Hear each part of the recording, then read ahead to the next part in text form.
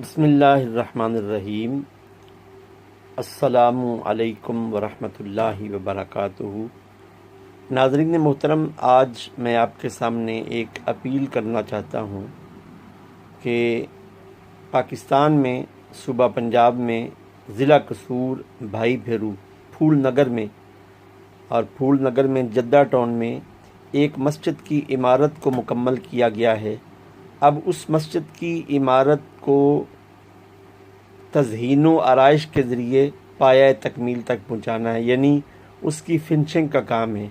तमाम देखने और सुनने वालों से गुजारिश है कि आप तावन फरमाएँ।